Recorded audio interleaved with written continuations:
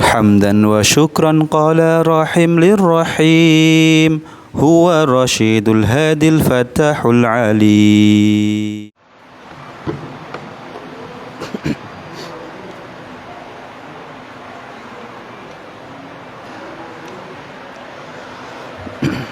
Assalamualaikum warahmatullahi wabarakatuh.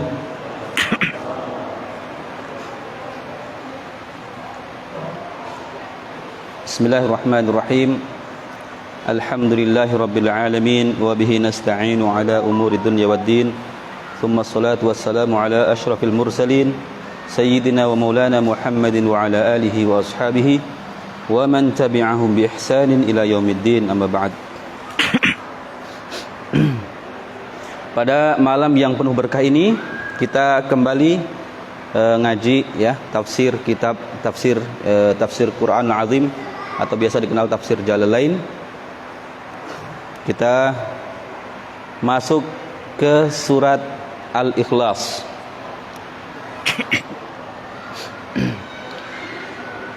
Bismillahirrahmanirrahim. Qala musannif rahimahullahu taala wa nafa'ana bihi wa bi 'ulumi fid dharain amin ya Allah ya rabbal alamin.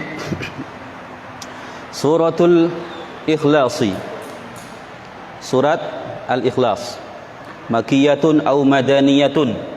Surat ini khilaf. Ulama ada yang mengkategorikannya sebagai makiyah, ada yang sebagian mengkategorikan sebagai madaniyah.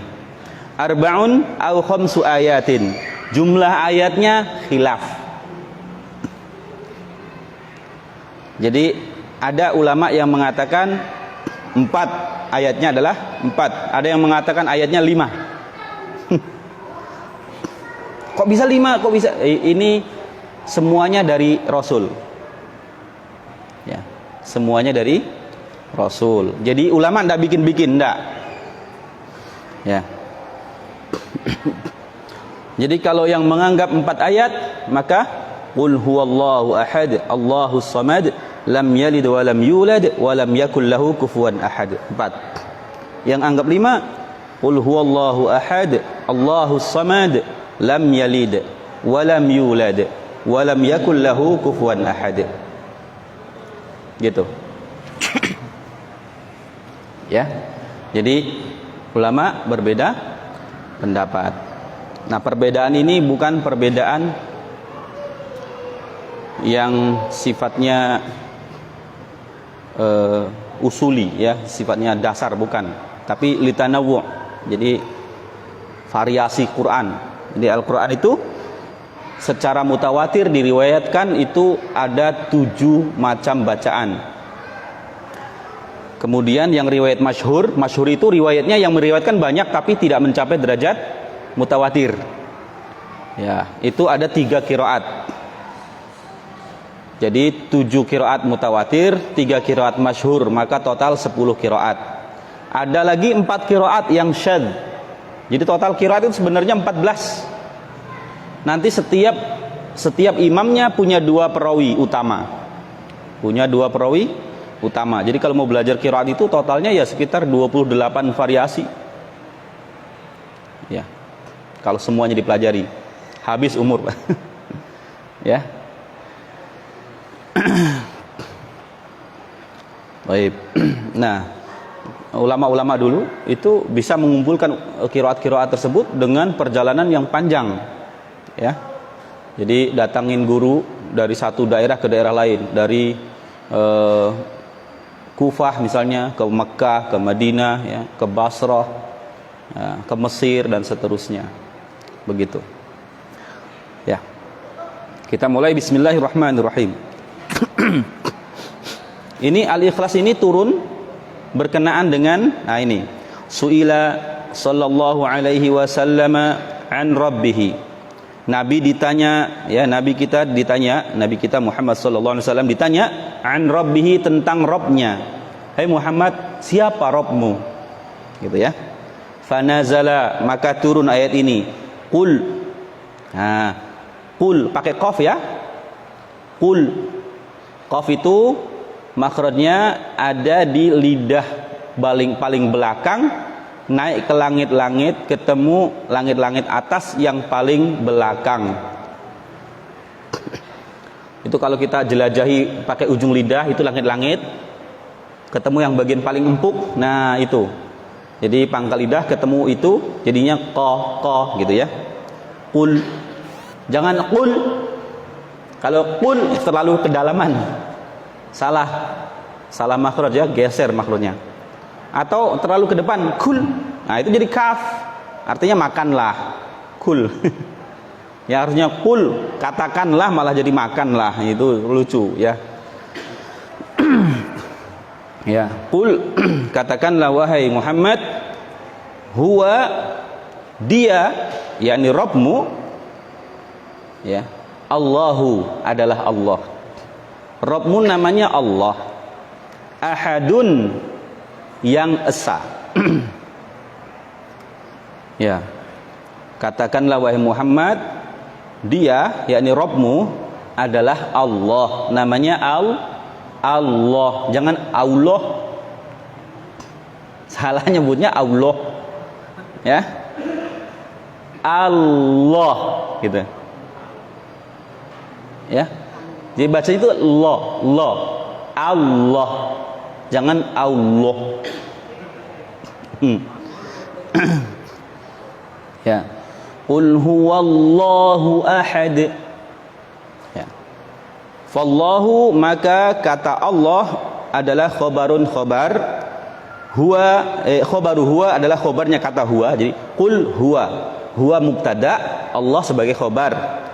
Wa ahadun, dan kata ahad badalun minhu sebagai badal. Au khobaru thanin, atau au khobarun thanin, atau khobar kedua. Jadi boleh punya dua khobar. Ya. Maka ya ini dari sisi nahwu ya. Dari sisi nahwu, bapak-bapak bingung apa mubtada, apa khobar. Nah, nanti kalau belajar ilmu nahwu insyaallah dapat, oh mubtada itu begini. Itu cara membuat susunan kalimat dalam bahasa Arab. Ada susunan mubtada khobar. Ya.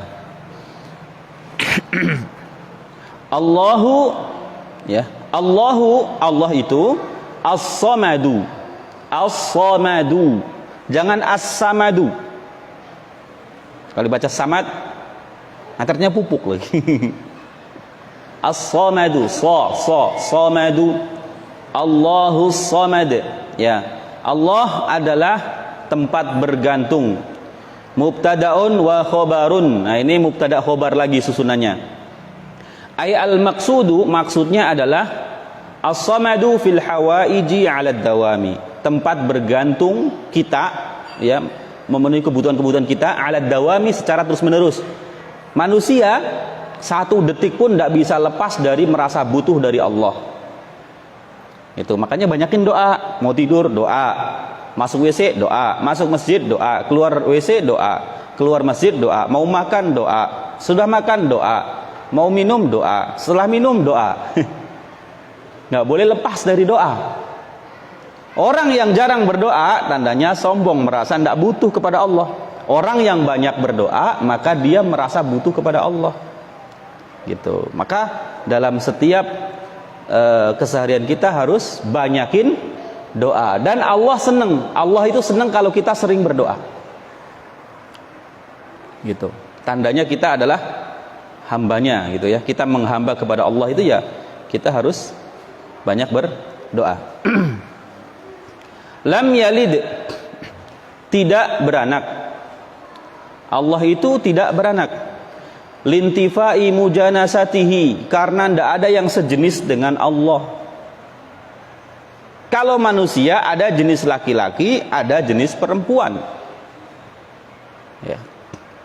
Jenis ketiga jarang. Disebutnya khunsa. Khunsa itu orang yang ditakdirkan Allah lahir dengan kelamin ganda. Ada. Nah, ada lagi satu namanya mukhonnas. Kalau mukhonnas itu laki-laki tapi pura-pura perempuan. Makanya disebutnya banci kaleng gitu. Ya. Itu. Laki-laki tapi pura-pura perempuan. Jadi sebenarnya nggak ada laki-laki pura-pura perempuan, itu nggak ada. Ya. Oh, ini kan sudah fitrah saya, nggak ada. Itu penyimpangan, ya, penyimpangan perilaku. Terus kemudian ada juga kemungkinan gangguan jin. Beneran. Jadi guru ruqyah saya di Jakarta itu pernah menerapi beberapa ya tadi bencong gitu ya. Itu yang awalnya itu gemulai. Gemulai itu gemulai ya. Iya, laki-laki tapi lembut. Tapi kalau marah aja keluar laki-lakinya. Nah, kalau di ruqyah biasa hanya sekedar dibacain ayat nggak ngefek. Sama kayak mah takut-takut ya. Sering ya banyak sekali orang kena mah takut-takut. Itu kalau cuma sekedar dibacakan ayat kemungkinan ngefeknya kecil. Karena itu masalahnya sudah sampai pada di psikis. Masalah psikisnya. Ya. Kalau bencong tadi sudah masuk malah sampai ke karakternya. Jadi mesti butuh konseling. Diajak bagaimana dia bertaubat. Benar-benar dia dikasih tahu bahwa itu tindakanmu itu salah. Menyerupai perempuan menyerupai laki-laki atau laki-laki menyerupai perempuan itu haram. Benar-benar diarahkan, disadarkan, diajak taubat. Nah, nanti baru tuh. Kalau udah taubat, baru tinggal dibacaan ayat, reaksi. Ya. Tapi selama belum dia taubatin itu, karena itu dia nggak merasa berdosa, padahal itu berdosa kan? Itu nggak ngefek. Ya. Nah, Allah itu lam yalid, tidak beranak. Jadi kalau ada Tuhan tapi punya anak, maka dia bukan Tuhan. Bisa jadi kebalik. Hantu. Kalau hantu kan bisa beranak. Kalau Rob, Tuhan kita, Allah tidak beranak. Karena nggak ada yang pasangannya, nggak ada. Ya. Tidak ada yang jadi pasangan, tidak ada. Jadi mungkin hanya Tuhannya orang Islam saja itu yang tidak punya pasangan, ya, tunggal, benar-benar esa. Yang dikatakan esa itu berarti nggak ada pendampingnya, ya, nggak ada pendampingnya. Nah, sifatnya yang esa tidak butuh pendamping itu adalah keutamaan bagi Allah, tetapi buruk bagi manusia. Laki-laki jomblo seumur hidup, nah itu masalah. Ya, perempuan ya jomblo seumur hidup itu masalah, itu aib bagi manusia, itu aib. Tapi kalau bagi Allah itu, ya kalau Allah punya pasangan repot juga nanti. Masa berantem dulu rumah tangganya, kapan ngurusi makhluknya gitu. Jadi secara akal tidak bisa diterima.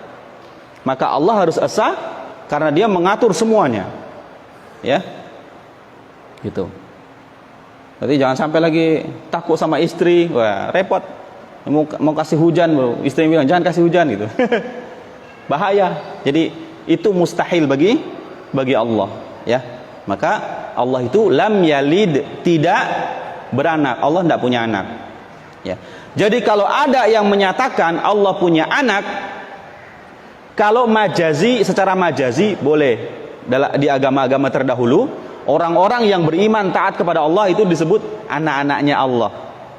Ya. Tapi secara majazi maksudnya hamba. Gitu. Sebagaimana Allah dulu disebut ab, bapa. Tapi karena diselewengkan ab, maka hamzahnya diganti ro, jadi rob.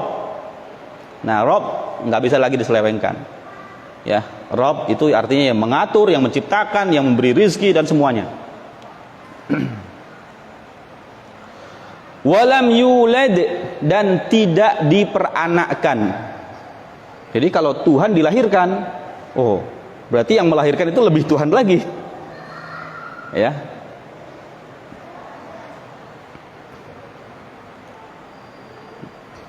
Jadi ini sesuatu yang mustahil bagi Allah.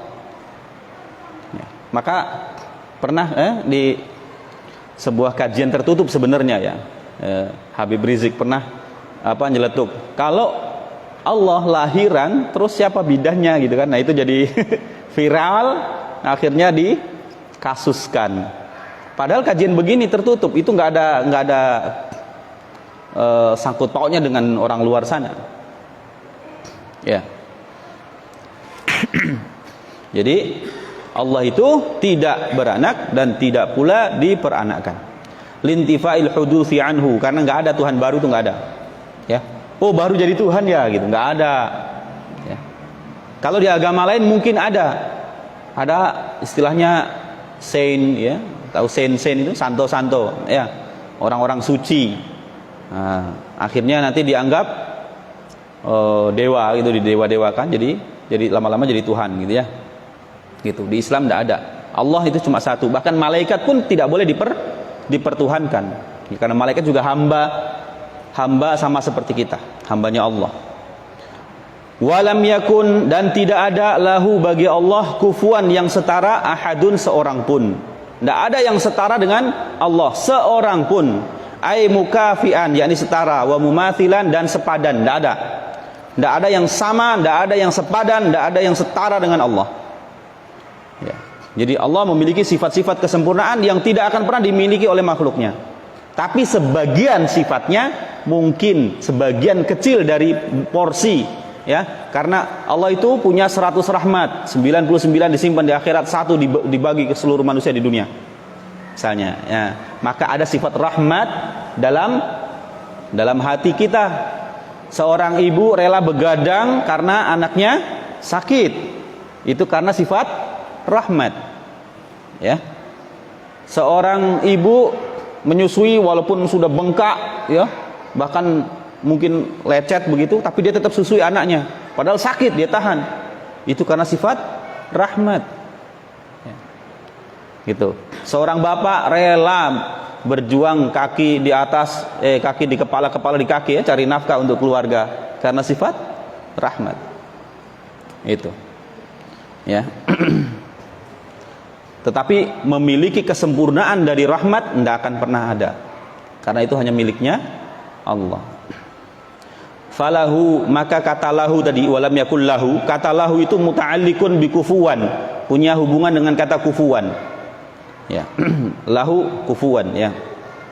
Wa qudima alaihi, dan kata kufuwan didahulukan alaihi daripada ya, wa qudima alaihi, dan kata kufuwan tadi didahulukan li'annahu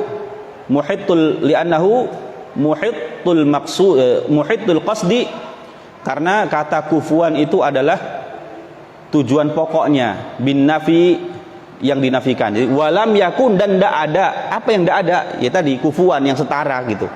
Ya, jadi tujuan intinya adalah kufuwan. Wa ukhira ahadun, dan diakhirkan kata ahadun. Wa huwa ismu yakun, padahal huwa itu ahadun itu adalah isimnya yakun. Jadi walam, susunan aslinya walam yakun lahu ahadun kufuwan. Gitu.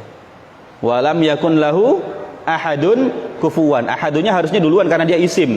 Nanti mubtadanya khobarnya kana itu harus di belakang. Kayak kana zaidun qaiman gitu. Ya. Tetapi kufuwan didahulukan. Kenapa? Karena ini yang mau ditekankan bahwa Allah itu gak ada yang setara gitu. Oke. Ya. Ukhira an khobariha, dari khobarnya li'ayatan lil fasilati. Nah, ini juga alasannya, salah satu alasannya kenapa kufuwan didahulukan, ahadun diakhirkan. Nah, supaya juga sama, ya. Ya tadi walam yulad, terus kemudian ahad gitu. Sajaknya sama. Ya. Itu indahnya Quran. Quran itu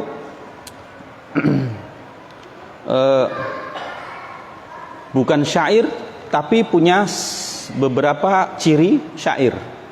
Itu Al-Quran. Jadi kalau belajar ilmu balaghah itu bagi kita, betapa luar biasanya bahasanya Al-Quran. Itu kalau mau tahu keindahan bahasa Al-Quran, belajarnya ilmu balaghah. Gitu ya. Saya cukupkan kajian kita. Sampai kesempatan berikutnya insyaallah kita akan lanjutkan di surat-surat berikutnya. Kita tutup dengan doa kafaratul majlis. Subhanakallahumma wa bihamdika asyhadu an la ilaha illa anta astaghfiruka wa atubu ilaik. Wassalamu alaikum warahmatullahi wabarakatuh.